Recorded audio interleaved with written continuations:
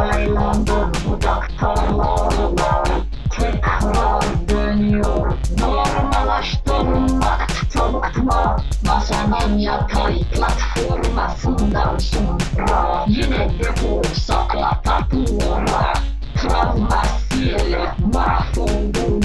Parmakları işaretlenmesinin baş tağları. Uruşmanı kınamak ezilmiş çubuk.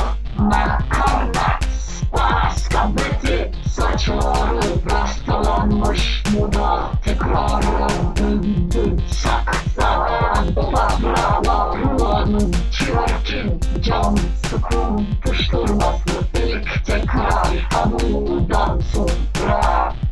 Fakirli yüzünüzdeki duruş o zamanki gibiydi. Fakirli sunma beceri sübeşteket o boktan soğutuydu. Orospu tokatlayınca bir sonsuza kayıp dolan Coyote.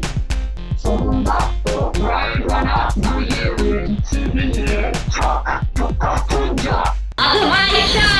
Gelirsin!